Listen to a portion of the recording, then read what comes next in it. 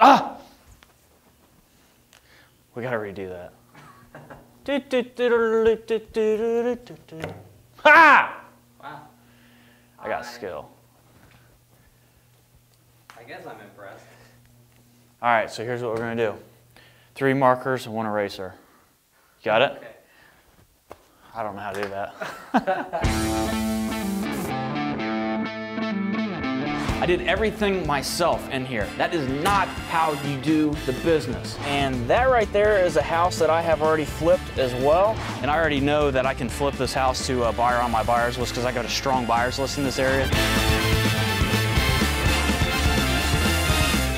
Hey, what's up guys? John Cochran here, and today is System Saturday, the day that I bring you a system that I use in my business that you can rip off, duplicate using your own local market. Now, in today's System Saturday session, what we're gonna talk about is the seller marketing expectations that you have whenever you are putting out direct mail pieces and all this different bandit signs and all the different marketing methods that you can find to find motivated sellers. So really what today's session is about is all this marketing that you're putting out. If you get X amount of calls in, how many meetings should that be, and then how many deals should you get right off of that? And that's what this is all about. So there is a science to all this, and as you can tell that the real estate business when it comes to seller marketing is nothing but a numbers game on how you get deals. So you have put bandit signs out, you've put multiple different avenues out to bring in motivated seller calls. And sellers end up calling you. So let's just say that you get 100 calls in the matter of 1 month, or just 100 calls in,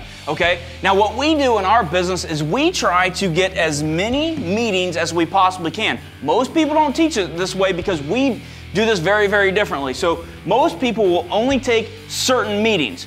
We take on all the calls that we get, we take as many meetings as we possibly can, and I'll tell you why here in a second. So out of 100 calls, you can expect that you're gonna go on 60 seller meetings. Okay, 100 calls, you should get 60% to say, yes, I would like to do a face-to-face interview with you to see if this is just a good fit for you to buy my property, and you said that you can pay top dollar for it, so let's see what you're all about. So you go to the seller meeting, and out of these 60 meetings, you can expect to do 2 to 3 real estate deals out of that, whether it's wholesale deals, prehab deals, or rehab deals that you're gonna do that with. So you tell me if it's worth it to get 100 calls. It sounds like a lot. It sounds like a lot to bring in 100 calls and then to go on 60 meetings for 2 to 3 deals. But what happens when those 2 to 3 deals, they're gonna be super, super solid deals by going on that many meetings, okay? So out of those 2 to 3 deals that you get, you tell me if it's worth it if you're making an average of $10,000 of each one and you make 20 grand, or if you're prehabbing and rehabbing some of these deals and you're gonna be making somewhere around the $60,000 to $100,000 price range.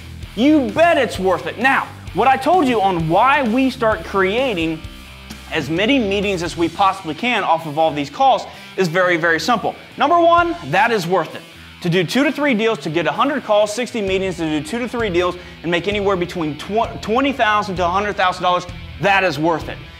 But I want more, and I know that I can make more, and I can help more people by taking more meetings. So in this scenario, let's just assume that we do 3 deals. We do 3 deals out of this. Now, there is still 57 people that called in that were motivated to sell their property, but you couldn't buy their property.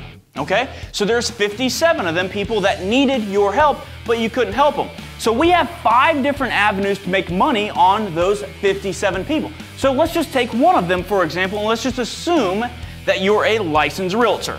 Okay, let's just assume that you're a licensed realtor. Okay, you may be and you may not be. Okay, but let's assume that you are. Now, let's also assume that out of those 57 meetings that you could not buy, let's assume that you could pick up as a realtor 20 listings. That's pretty easy to pick up. You know, they wanted to sell their house, but you couldn't buy it, so it only makes sense that you list their property as a realtor. Okay, so now you've got 20 listings. Now let's just say at the very, very low end, okay, this is the absolute worst case scenario, that out of those 20 listings, you're gonna make an average commission of $2,000. See this? So now, out of thin air, not only did you help more people, but you're going to be getting a lot more buyers, a lot more business off of those 20 listings. Okay, you're going to be getting a lot more business, and you're going to be creating money out of thin air by helping more people. So you're going to pick up another $40,000 just by going on more meetings. Now, a lot of people don't do it this way, but we have 5 different exit strategies by going with these meetings, and that is just one of them. Okay, so guys, there is a lot of money to be made whenever you are bringing in motivated sellers. There's a lot of money that you can make by creating money out of thin air like this. And it is totally worth it to bring in that many calls. You just got to be an expert on marketing. So guys, that's what your expectations should be whenever you are bringing in motivated seller calls. Like this video, share it, like it on YouTube, subscribe to our YouTube channel, and I'll see you on the next System Saturday. I'm out, guys. See ya.